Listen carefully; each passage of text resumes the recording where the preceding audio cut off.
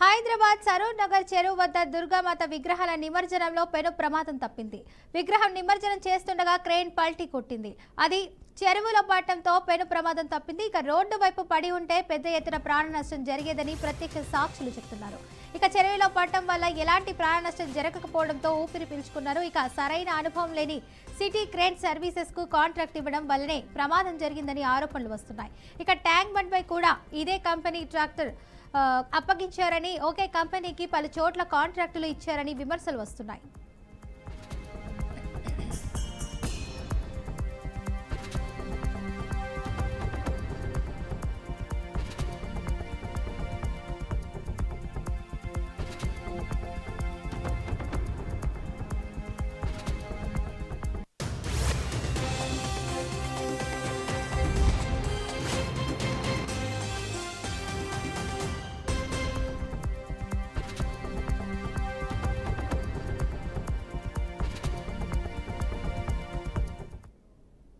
హైదరాబాద్ సరూర్ నగర్ చెరువు వద్ద దుర్గామాత విగ్రహాల నిమజ్జనంలో పెను ప్రమాదం తప్పింది.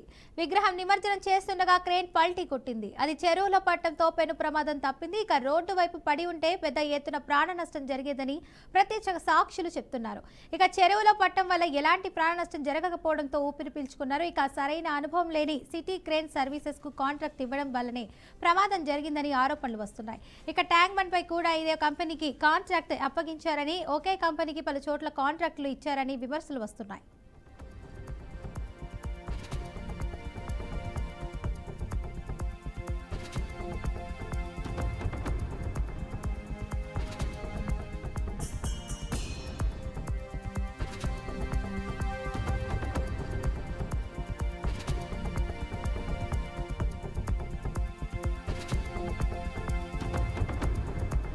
హైదరాబాద్ మదనపేట ప్రాంతంలో 7 ఏళ్ల చిన్నారి అదృశ్యమై హత్యకు గురైన సంఘటన స్థానికులను కలచివేసింది.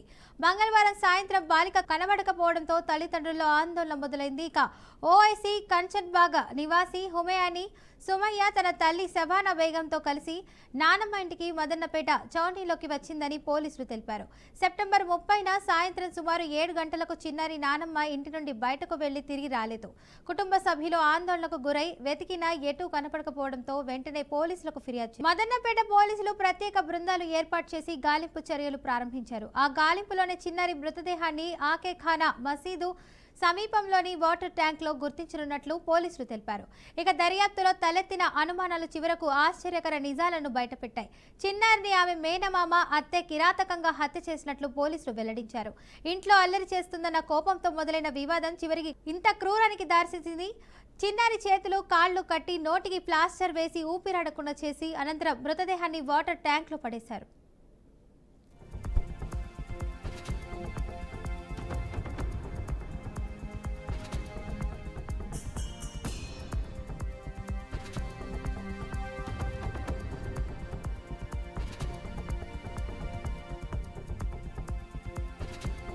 తల్లి శబానా బేగంతో ఆస్తి పంపకాల విషయంలో కొనసాగుతున్న గొడవలే ఈ ఘాతుకానికి కారణమని పోలీసులు ప్రాథమిక దర్యాప్తులో తేల్చారు. నిందితులను అదుపులోకి తీసుకుని విచారణ కొనసాగిస్తున్నామని పోలీసులు వెల్లడించారు. 7 ఏళ్ల చిన్నారిపై ఇంత దారుణం చేయడం స్థానికులు మనసులని కలచివేస్తుంది. నిందితులపై చట్టపరమైన కఠిన చర్యలు తీసుకుంటామని మదనపేట పోలీసులు తెలిపారు. ఈ ఘటనతో స్థానికులు తీవ్ర ఆవేదన వ్యక్తం చేశారు. తెలంగాణలో రాగల 3 రోజుల పాటు రాష్ట్ర వ్యాప్తంగా వర్షాలు కురుస్తాయని హైదరాబాద్ వాతావరణ కేంద్రం వెల్లడించింది. ఈ మేరకు చాలా జిల్లాలకు యెల్లో అలర్ట్ జారీ చేసింది. ఇక రాష్ట్రంలోని పలు ప్రాంతాల్లో ఉరుమురు మెరుపులతో పాటు బలమైన ఈదురు గాలులతో కూడిన వర్షాలు కురిసే అవకాశం ఉందని తెలిపింది. ప్రజలు అప్రమత్తంగా ఉండాలని సూచించింది. ఇక రుతుపవనాల ప్రభావంతో రాష్ట్రంలో ఉష్ణోగ్రతలు కూడా తగ్గుముఖం పట్టాయి. నేటి నుంచి రాష్ట్రంలో వర్షాలు కురుస్తాయని వాతావరణ శాఖ అధికారులు అంచనా వేస్తున్నారు. ముఖ్యంగా హైదరాబాద్ నగరంలో సాయంత్రం రాత్రి వేళల్లో అక్కడక్కడ ఉరుములతో కూడిన జల్లులు పడే అవకాశం ఉందని తెలిపారు.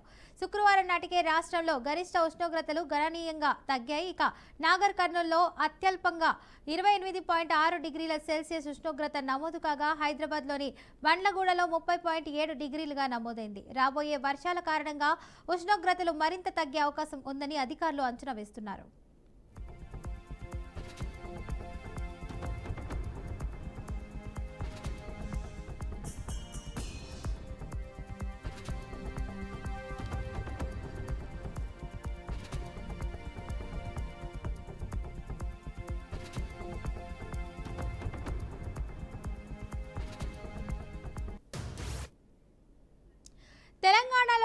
3 రోజుల పాటు రాష్ట్ర వ్యాప్తంగా వర్షాలు కురుస్తాయని హైదరాబాద్ వాతావరణ కేంద్రం వెల్లడించింది.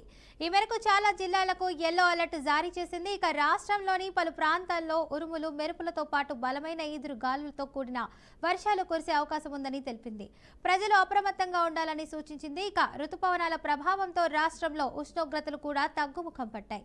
నేటి నుంచి రాష్ట్రంలో వర్షాలు కురుస్తాయని వాతావరణ శాఖ అధికారులు అంచనా వేస్తున్నారు. ముఖ్యంగా హైదరాబాద్ నగరంలో సాయంత్రం రాత్రి వేళల్లో అక్కడక్కడ ఉరుములతో కూడిన జల్లులు పడే అవకాశం ఉందని తెలిపారు. శుక్రవారం నాటికే రాష్ట్రంలో గరిష్ట ఉష్ణోగ్రతలు గణనీయంగా తగ్గాయి. ఇక నాగర్ కర్నూలులో అత్యల్పంగా 28.6 డిగ్రీల సెల్సియస్ ఉష్ణోగ్రత నమోదు కాగా హైదరాబాద్లోని బండ్లగూడలో 30.7 డిగ్రీలుగా నమోదైంది. రాబోయే వర్షాల కారణంగా ఉష్ణోగ్రతలు మరింత తగ్గే అవకాశం ఉందని అధికారులు అంచనా వేస్తున్నారు.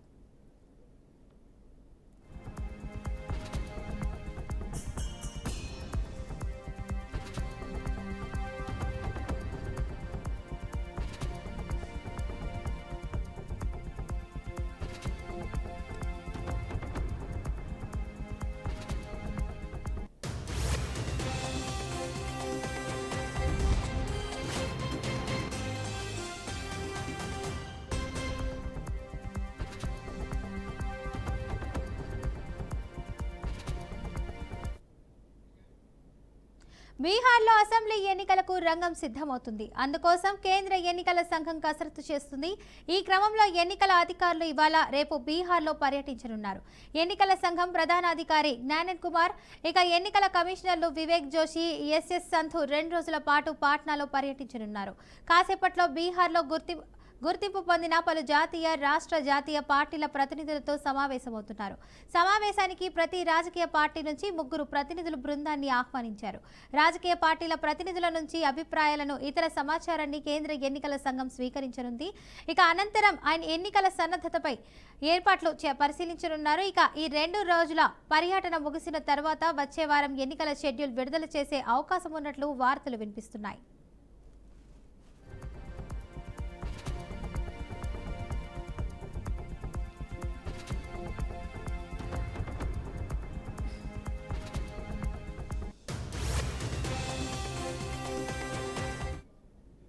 బీహార్లో అసెంబ్లీ ఎన్నికలకు రంగం సిద్ధమవుతుంది. అందుకోసం కేంద్ర ఎన్నికల సంఘం కసరత్తు చేస్తుంది.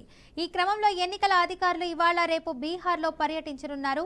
ఎన్నికల సంఘం ప్రధానాధికారి జ్ఞానేష్ కుమార్, ఎన్నికల కమిషనర్లు వివేక్ జోషి, ఎస్ఎస్ సంధు 2 రోజుల పాటు పాట్నాలో పర్యటించనున్నారు.